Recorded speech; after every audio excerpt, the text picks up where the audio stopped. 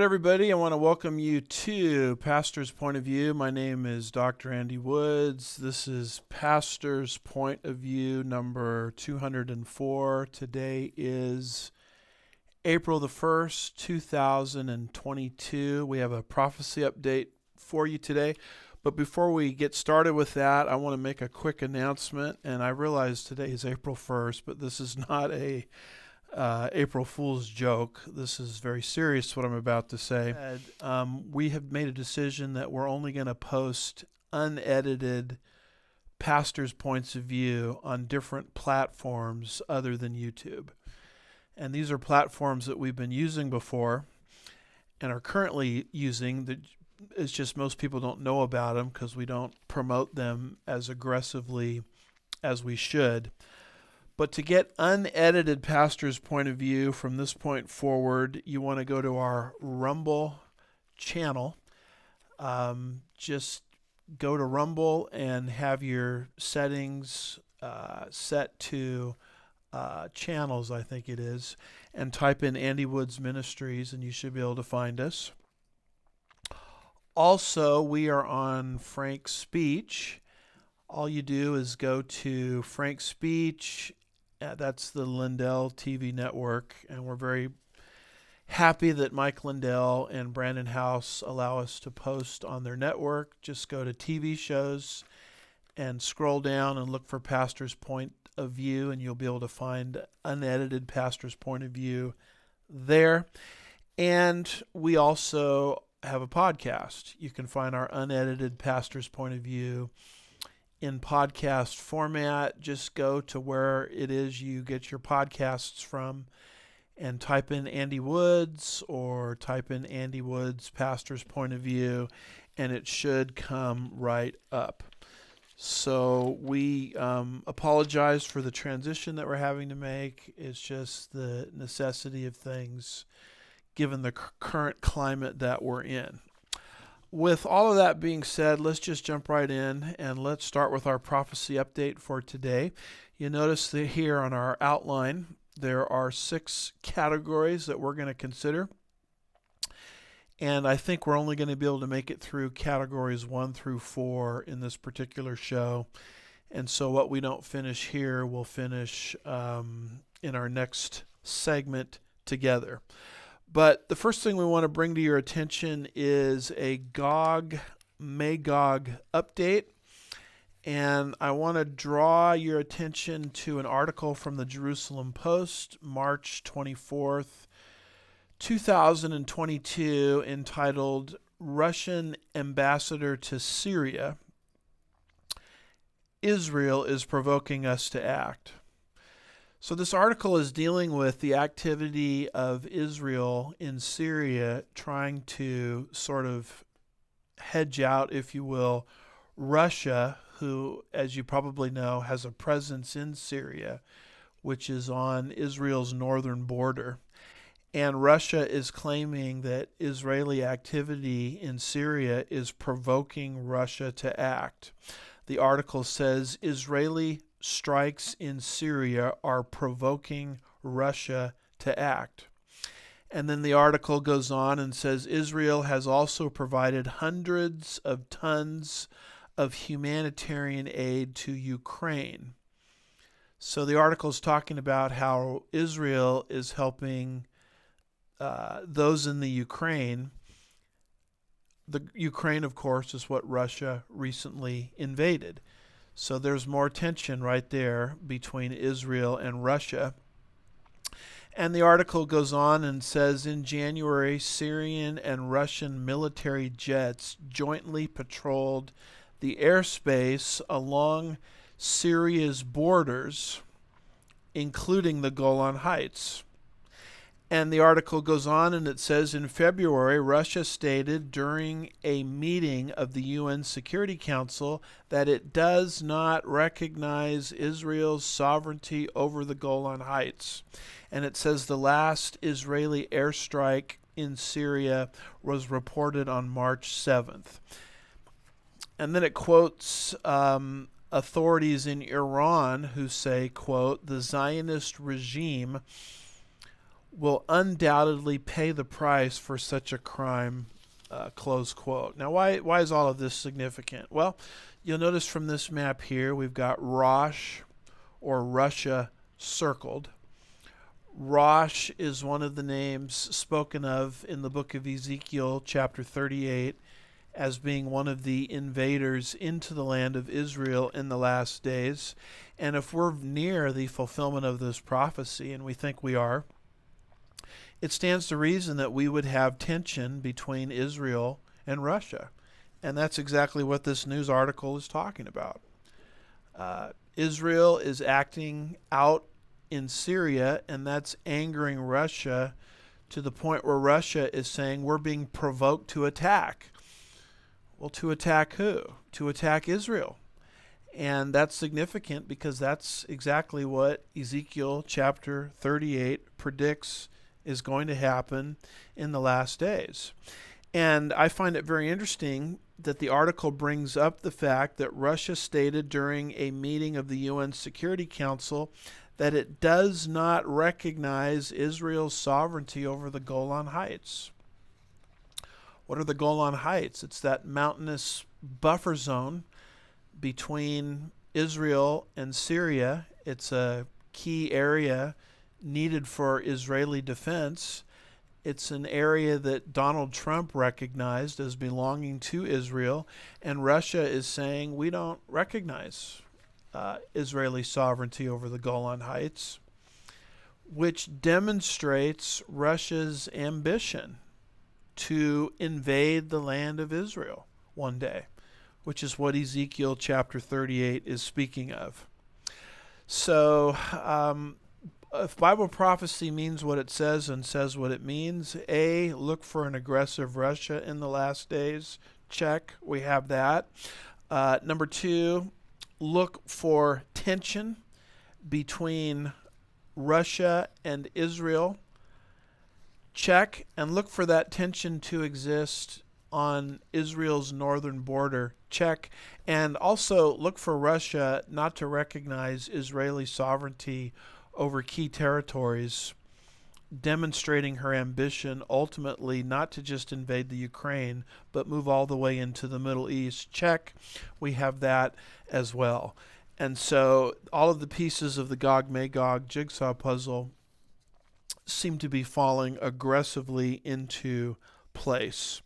You'll notice this map here with the Gog Magog invasion. You notice that we've got Persia circled.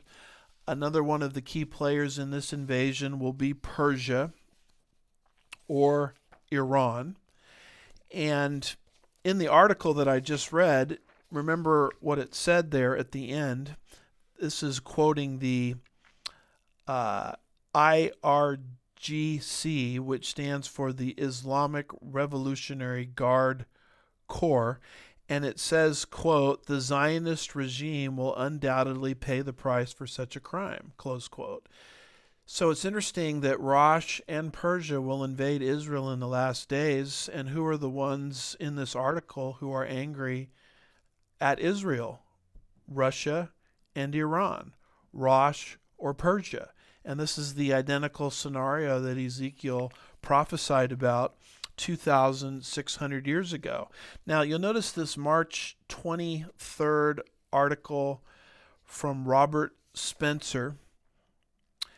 And the title of the article is "Israel's Bennett Hits Biden's Handlers' Determination to Sign the Nuclear Deal with Iran at Almost Any Cost." And it's quoting here this particular article by Robert Spencer. It's a direct quote from Israeli Prime Minister Naftali Bennett.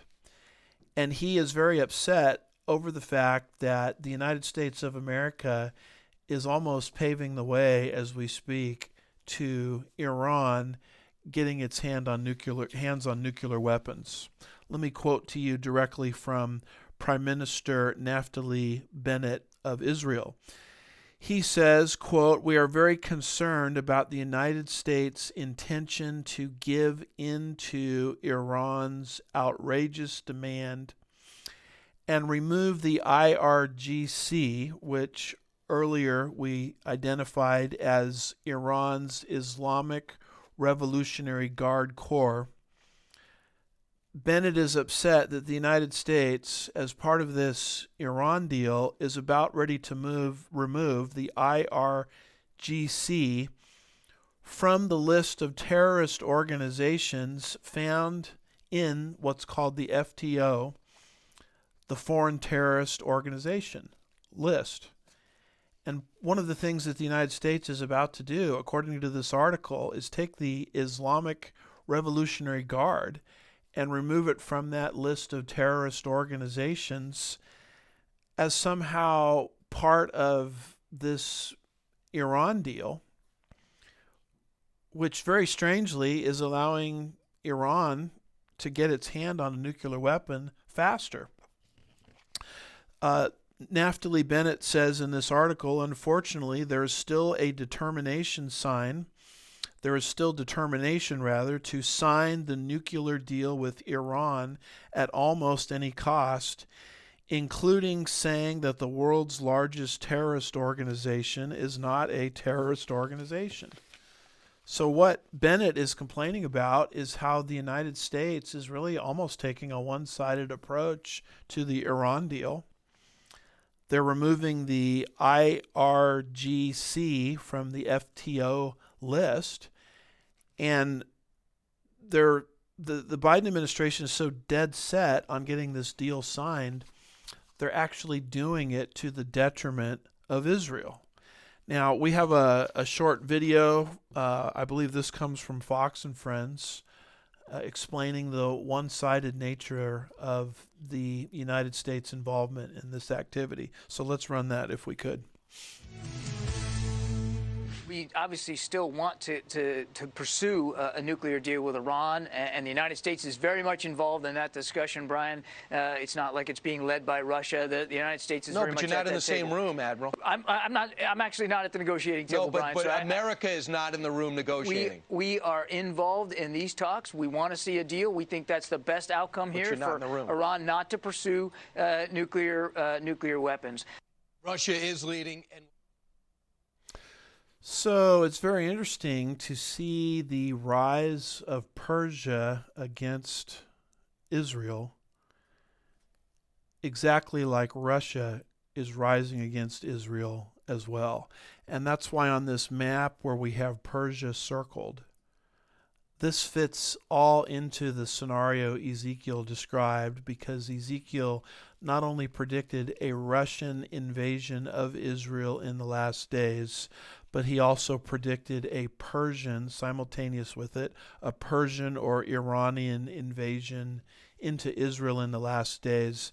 And I would submit, with the Iran deal and its one-sided nature, and the United States, seemingly taking one side in the whole agreement against Israel and pro-Iran, I would suggest that the stage is aggressively being set for the identical scenario that Ezekiel speaks of in the book of Ezekiel, chapters 38 and 39. And so it's interesting how all of the various pieces of the Gog Magog invasion are coming together. We have an aggressive Russia against Israel, we have an aggressive Iran against Israel, and we have Russia and Iran cooperating with each other against Israel. And I would say that 50 years ago, 100 years ago, 25 years ago, maybe even 10 years ago, such a scenario didn't exist. But now it exists. And we are certainly living in unparalleled and unprecedented prophetic times. Let me switch subjects on you, if I could, just for a minute, and let's move to our second category. And this has to do with something else that's very vital in Bible prophecy. It has to do with the third temple. We know from Bible prophecy that there will exist one day in Jerusalem temple number 3. And we know that because Daniel chapter 9, verse 27, which describes the tribulation period, indicates that the Antichrist will desecrate that temple midway through the tribulation period. And quite obviously, you can't desolate or desecrate a temple if it doesn't exist. So the move within Israel to rebuild temple number 3 is a key prophetic stage-setting event, again, pushing us in the direction of the end-time scenario. Just as a reminder, Daniel chapter 9, verse 27 says, He, that's the Antichrist, will make a firm covenant with the many, that's Israel, for 1 week. But in the middle of the week, he, that's the Antichrist, will put a stop to sacrifice and grain offering. And on the wing of abominations will come one who makes desolate, even until a complete destruction, one that is decreed, is poured out on the one who makes desolate. So there it is, right there in the Bible. It happens in the middle of the week, or the middle of that final 7-year tribulation period. Here's a chart that gives you an overview of the tribulation period. It's sort of a bird's eye view of what Daniel chapter 9 verse 27 predicts. We know that from Daniel 9 verse 27 that the tribulation period will be 7 years. We know what's going to start it, a peace treaty between the Antichrist and unbelieving Israel. We know what's going to end it. At the end of the 7-year time period will be the personal return of Jesus Christ, and we know what's going to happen right in the middle of it.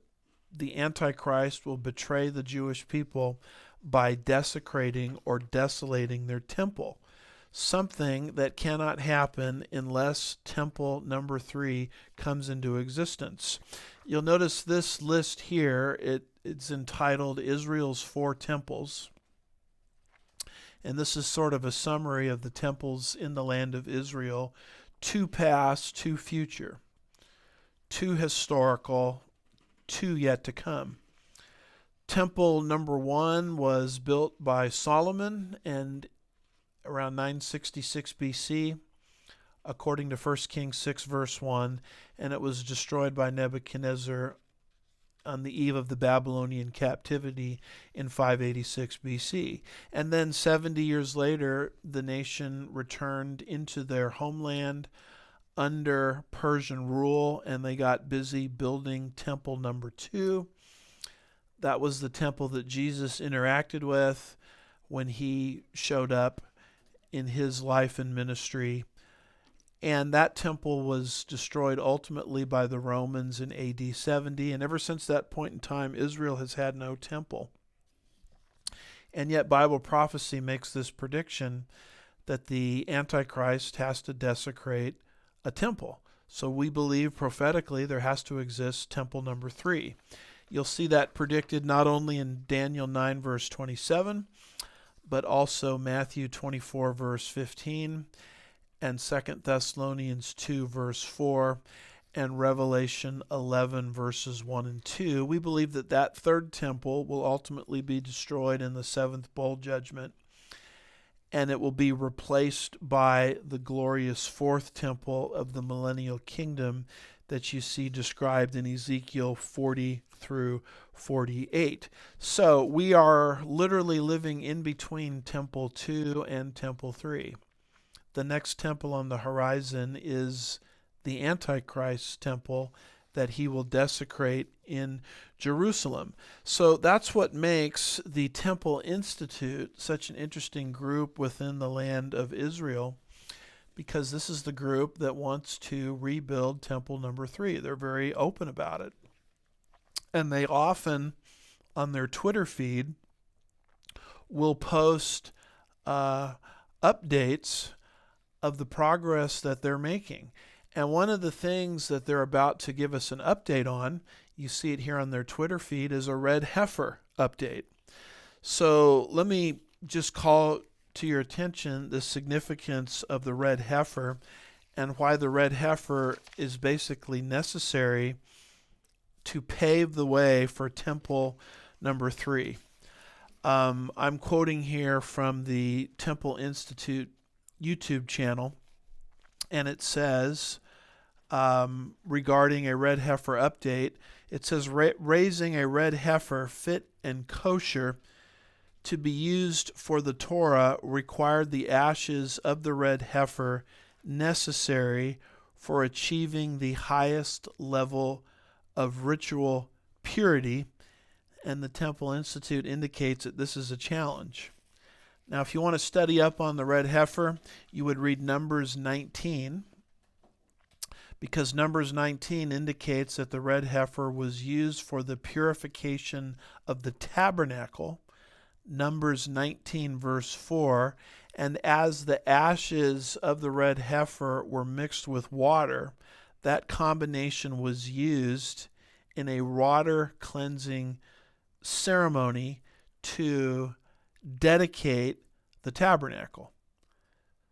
So, and by the way, you'll find this in Numbers 19 verse 13, Numbers 19 verses 20 and 21, and Numbers 31 verse 23.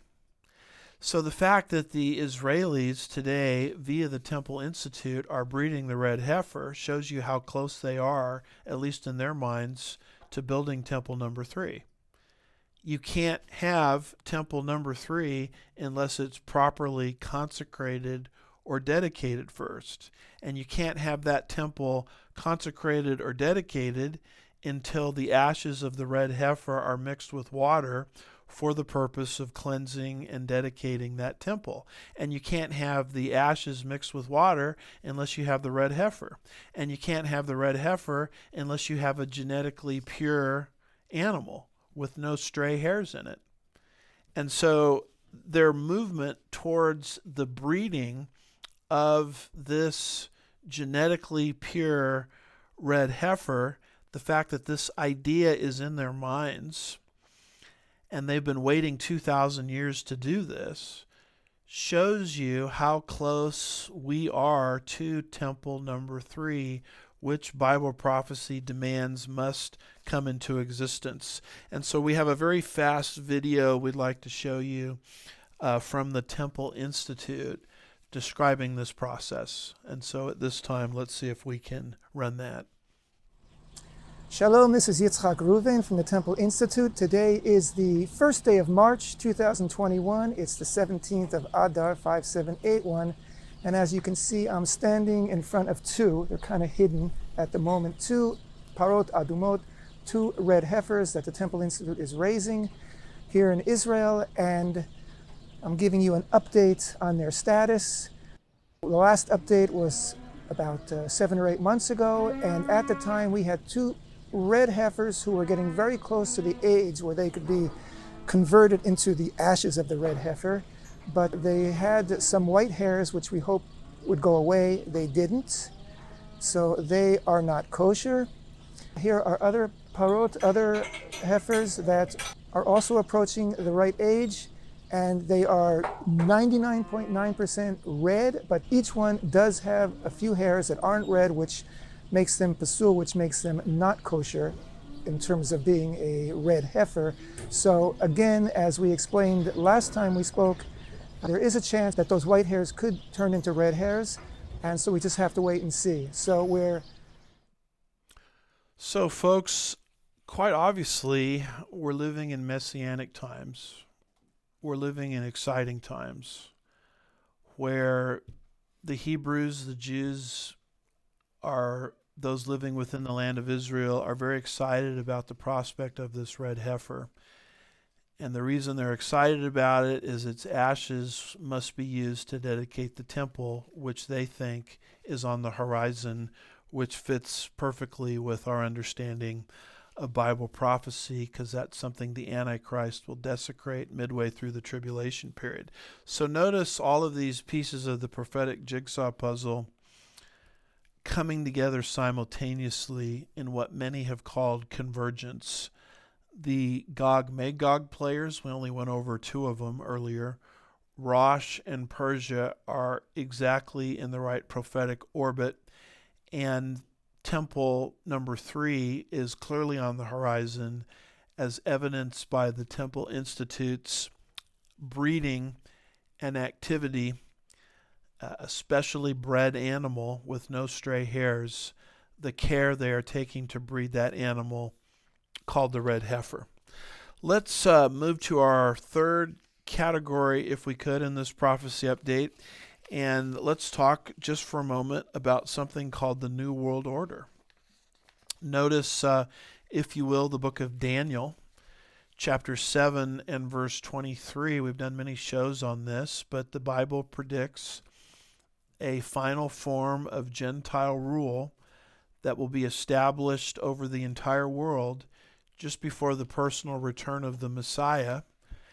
And it's predicted in Daniel 7, verse 23. And this is something that many have called the New World Order or the kingdom of the Antichrist. Just a fast verse on it. Notice Daniel 7, verse 23. It says, the fourth beast. Now, that's the final form of Gentile dominion and government before Jesus comes back. The fourth beast will be a fourth kingdom on the earth, which will be different from all the other kingdoms, and it will devour the whole earth and tread it down and crush it. So a one world government is coming over all of planet Earth. It says very clearly there, the whole earth. And it will be a tyrannical form of government because it will tread down and crush those that are within its jurisdiction. And so the coming of the New World Order is a key marker in the field of Bible prophecy. And what's very interesting is we have this article from Real Clear Politics where now President Biden has come out and is speaking very openly about the New World Order. This article dated March 21st, 2022 says, quoting President Biden, there's going to be a new world order. It hasn't happened in a while, and America has to lead it. And here's President Biden addressing the Business Roundtable recently, and he said, quote, a general told me that 60 million people died between 1900 and 1946, and since then we've established a liberal world order, and it hasn't happened in a long while. A lot of people died, but nowhere near the chaos. Now, listen to these remarks very carefully. Quoting Biden, quote, now is the time when things are shifting and there's going to be a new world order out there, and we've got to lead it. We've got to unite the rest of the world in doing it, close quote. So these are not my words. I'm not putting words into his mouth. These are words coming out of his mouth. And he's talking here about a form of government which will transcend the United States and other nation states, and it will be transnational in nature. It's right what Daniel 7, verse 23 and many other passages predicted. And it's one thing to, read President Biden's words. It's another thing watching and listening to him say these things. And so we have a brief clip where he is espousing and now talking very openly about a new world order. And let's see if we can play that. Significant opportunities to make some real changes. We are at an inflection point, I believe, in the world economy. Not just the world economy, in the world. It occurs every 3 or 4 generations. As one of the top military people said to me in a secure meeting the other day, 60 million people died between 1900 and 1946. And since then, we established a liberal world order, and that hadn't happened in a long while. A lot of people dying, but nowhere near the chaos. And now is a time when things are shifting.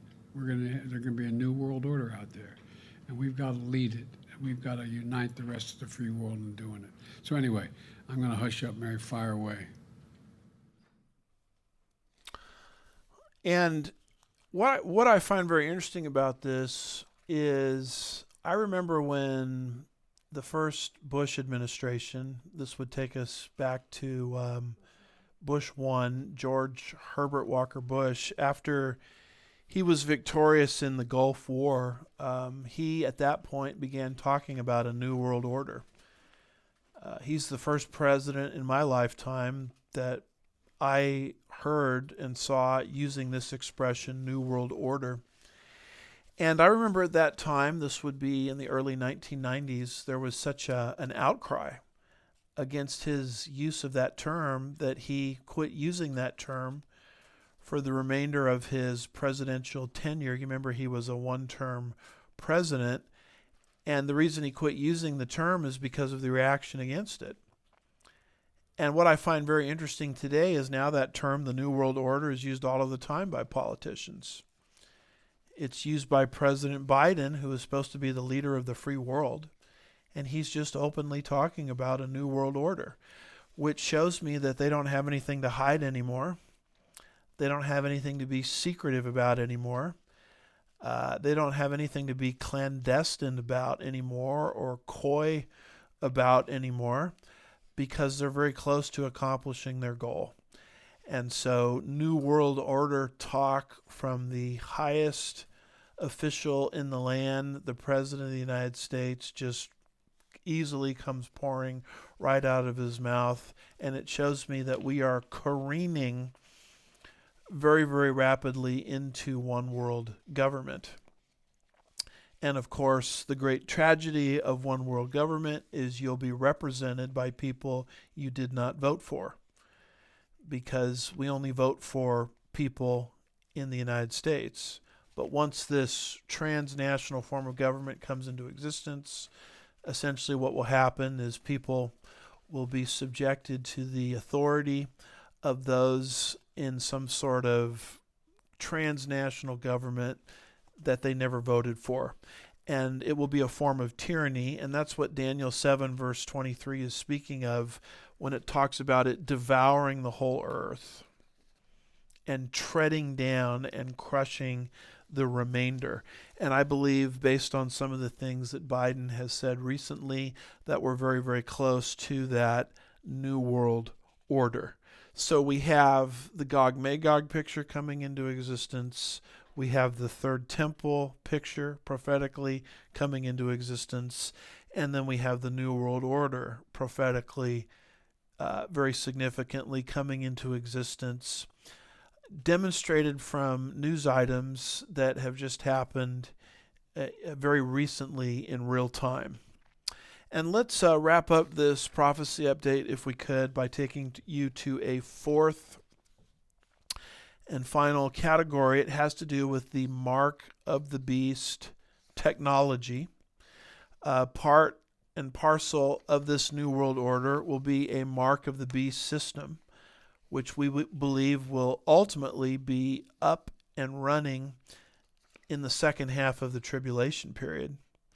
And the key passage on that subject matter prophetically is found in the book of Revelation, chapter 13, verses 16 through 18, which says, "And he," that's the Antichrist and his false prophet that he is controlling at that time, "he causes the small and the great, the rich and the poor, the free and the slave," in other words, everybody on planet Earth, "to be given a mark on their right hand or on their forehead.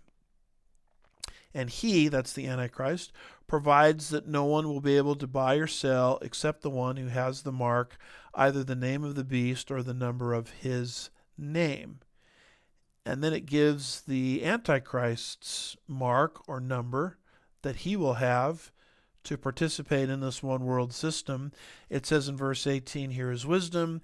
Let him who has understanding calculate the number of the beast, for the number is that of a man, and his number is 666. Now, we want to be very clear here that developments happening in our world in all kinds of different areas, we do not believe constitute the mark of the beast.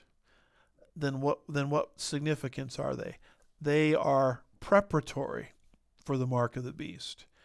they exist to psychologically desensitize people to forms of technology and forms of government control, which will make them open to the mark of the beast system once this horrific, tyrannical, evil, and wicked system comes into existence. And it's interesting that people can't participate in the global economy according to this prophecy unless they receive a mark of some kind on their right hand or their forehead. Now, what's very, very interesting to me is that technology, as we know it today, always pushes us closer to something like what the Bible talks about. It always evolves, if I can use that word. It always progresses in that direction. It never seems to go the opposite direction. With every new technological advancement and every new would-be dictator that comes along, whether it be the World Economic Forum, the United Nations, Adolf Hitler, Fidel Castro, etc., they always seem to be on the precipice or the cusp, whether it be the CCP, the Chinese Communist Party. They always seem to be on the precipice or on the cusp of this kind of system based on some sort of new innovation in technology. So with that being said, I just want to draw your attention to a couple of news items of recent, that are very recent, that are, I believe, moving us in the mark of the beast direction. The first one comes from Newsweek, and it's written by Justin Haskins, March 18th, 2022, and the title of it is "Biden's Plan for a Digital Dollar is a Threat to Freedom." The article says, quote, "On March 9th, the Biden administration issued a sweeping executive order." Now, let me stop there just for a minute. What is an executive order? An executive order is where the executive branch essentially gets into the lawmaking business, which is patently unconstitutional because the lawmaking business is supposed to reside with the legislative branch of government. And so that's what an executive order does when it's too broad. So on March 9th, it says the Biden administration issued a sweeping executive order directing a laundry list of government agencies to develop plans to regulate cryptocurrencies like Bitcoin, as well as to produce a detailed plan to study the potential creation of a central bank digital currency for the United States. The central bank digital currency is known as the CBDC. And the reason the Biden administration wants to regulate Bitcoin and cryptocurrencies is they believe that those currencies give people too much freedom, too much liberty, too much ability to conduct your finances outside of government oversight. And we can't have financial freedom and financially free decision-making like that if we're going to usher in the mark of the beast system, because the mark of the beast system indicates that the government controls all financial transactions. The article goes on and says this policy pushed into existence through this executive order, it would be the first time in a century that America has released an entirely new currency. The article says, for starters, a digital dollar would, by definition, not exist in print form. So what they're talking about here with this executive order, which I think is an unconstitutional executive order, because the president is involved not just in enforcing law. Essentially what he's doing with this executive order is he's creating law. And that's a job that rests with the legislative branch of government, not the executive branch of government. The legislative branch of government creates the law. The judicial branch of government interprets the law. The executive branch of government enforces the law. But here you have the Biden administration through all of these executive orders, right down to shutting down the Keystone Pipeline, which has damaged our energy independence and has caused our gas prices to soar. They're doing all of these things not through the legislative branch of government, which is the branch of government closest to the people and accountable to the people. They're doing it through executive orders. And this executive order is pushing into existence this digital dollar, which will take away money in printed form. Now, why do they want this digital dollar so badly? Because digital dollars can easily be tracked by banks, federal agencies, and the Federal Reserve. The article goes on and it says that's the digital dollar, could also be programmed to control the kinds of things people can buy and how much can be purchased. So the government all of a sudden looks at me and says, your diet isn't right, and we're going to control what kind of foods you can purchase in a grocery store. Now, do you want the government to have that kind of power and that kind of control in a country that's supposedly built on political and economic freedom? I mean, I don't want them to have that control. But that's the kind of scenario that the Bible envisions in the last days through this mark of the beast system. The article goes on and it says the Biden administration's recent executive order plainly states that financial inclusion and equity. Now, equity is something where they're trying to determine or create not just equal opportunity, but equality of results. The government gets into the results business. It levels the playing field, which is another textbook example of Marxism. This is what Marxist governments do. So anytime you see the word equity, don't think of equal opportunity. Think of equality of results and think Marxism. But anyway, the article says the Biden administration's recent executive order plainly states that financial inclusion and equity, as well as limiting climate change and pollution, must be key considerations in the development of a central bank digital currency and digital asset regulatory scheme. So in other words, with a digital dollar, they can electronically track whether your buying behavior is friendly to the environment or against the environment. How big is your carbon footprint? I find it very interesting that I bought some airline tickets very recently, and I looked at the price in the electronic receipt that's sent to my inbox via email, and they've got a statement there on how much of a carbon footprint I'm going to leave because of the plane trip I'm going to take down the road.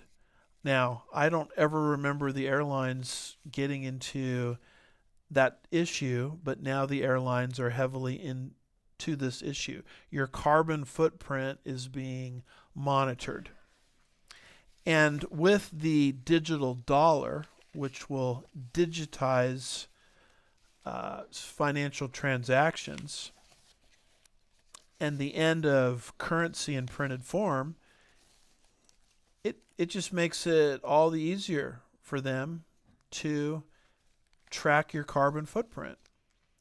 And they may say to you one day, you know what, your carbon footprint is too big. You can't travel as much. So we're going to limit your traveling activity.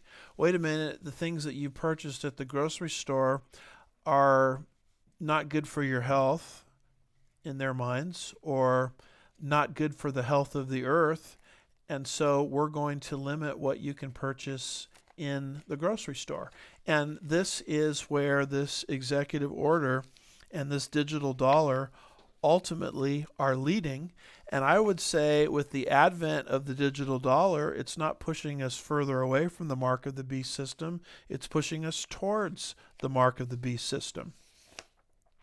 The article goes on and says the government then would have the power to control, track, and coerce individuals and U.S. businesses, likely without needing new laws approved by Congress, close quote. And that's the danger of these executive orders, is it's a reservoir of legislating power in the hands of the executive branch. All of these things being pushed, all of these things being promoted, and the branch of government closest to the people, the legislative branch, is not voting on it at all. Let me take you to one final article here, which I think also demonstrates that we're rapidly moving into the mark of the beast system. This one comes from EuroWeeklyNews.com. It's an article by Chris King, March the 6th, 2022, and it concerns, of all people, Bill Gates. So Bill Gates is back in the action here. It says Bill Gates believes the electronic tattoo will become reality. An electronic tattoo will soon become part of our everyday lives, according to Microsoft co-founder Bill Gates. So what does this new technology called the electronic tattoo, what will it do? Quoting from the article, it will allegedly contain some tiny sensors and trackers which subsequently conduct electricity that will be used to send and receive information, something that is known as the near field communication chip. That's abbreviated the NFC chip. The article goes on and it says this NFC chip, has all of the potential to replace today's smartphones. Now, in prior shows, we've talked about the advent of the iPhone and how the CEO, when the iPhone came into existence for the first time, when it was invented, when it was innovated, basically said that the technology that started with the iPhone will ultimately go into the human body. And this is the direction that this Bill Gates led and approved electronic tattoo pushes us into. The article goes on and says concerning these electronic tattoos, with the functionality of these electronic tattoos, that's Bill Gates, envisions a future where the use of sensors, trackers, and other wearable devices akin to digital tattoos can be used to communicate, send messages, and make phone calls. I mean, these are all things happening from a tattoo based on what it senses is happening in your body. With an electronic tattoo, you will reportedly be able to monitor whether your body is working properly or not. If, for example, you showed signs of fever or other illnesses, you would receive a notification immediately. It would also have the function of notifying your doctor at the same time if you wished. You would apparently be able to monitor your daily activities through technology. The company is also working on a way to store medical documents in digital format in these tattoos. That will mean they are accessible from anywhere and at any time, reducing the chance of loss or unavailability of documents as reported, etc., etc. So I just ask you a simple question. Is this kind of tattoo, electronic tattoo, or the digital dollar that we spoke of a little earlier, is this pushing us further away from the mark of the beast system predicted by the book of Revelation, or is it pushing us closer to this system? are these kind of innovations and how they're being used and how they're being promoted, is this pushing us in the direction of liberty and freedom, or is it pushing us in the direction of tyranny, which is exactly what the book of Revelation predicts for the end of the age? I think clearly these things are pushing us in the direction of tyranny. There's a way that the CCP, the Chinese Communist Party, has been able to monitor its massive population and keep it in check. It's through these kinds of innovations. And they can determine if someone is out of line or not. And if they're out of line, their social credit score goes down and they lose opportunities. They can't travel. They can't put their kids in the best schools. They can't get the bank loans that they need for their businesses, et cetera, et cetera, et cetera. And you're literally put into an electronic concentration camp. And this is what Satan, via the Antichrist, wants to do for all of planet Earth. That's what Revelation 13, verses 16 through 18 is speaking of. That's what it's predicting. And these types of innovations, whether it be the digital dollar or the electronic tattoo, they're moving us closer to the mark of the beast system. And as we move closer to the mark of the beast system, what is being eviscerated is liberty and freedom, and what is being enhanced is government-controlled tyranny. So that sort of takes me to the end of this prophecy update. We've talked about the Gog Magog situation and how the pieces of the jigsaw puzzle are coming into place there. We've talked about the third temple and how the whole discussion concerning the red heifer is pushing us closer to the third temple. We've talked about the coming New World Order and how even President Biden himself is very open about the globalists' plans for a New World Order. And then we've talked a little bit about the mark of the beast system, whether it be electronic tattoos or digital dollars that are moving us closer to what the Bible envisions. I know a prophecy update like this can be somewhat depressing. It's like being hit with in your face there with some cold water, and it's sort of a sad commentary on where the human race is headed. But let me just end at least with this note of optimism.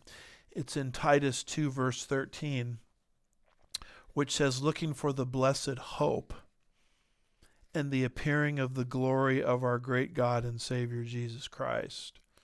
Close quote. In other words, our world is not falling apart. Rather, the things happening in the world are falling into place for the very scenario that the Bible predicts. As the late Adrian Rogers used to say, the world is growing gloriously dark, because it's in that very spiritually dark environment that the Lord makes us a promise that He is going to return for His church and rescue us from the wrath to come. And the coming of the Lord is very, very near. And we know that because the events of the tribulation are near, and the rapture precedes the tribulation. And if the tribulation period is coming that fast, the rapture must be coming even faster. So don't lose hope in this dark world. Rather, use these things as a springboard to teach others about Jesus, who is our only true hope. At this point, we will wrap it up, and we'll pick it up on our prophecy update list next week. Thank you for watching and listening.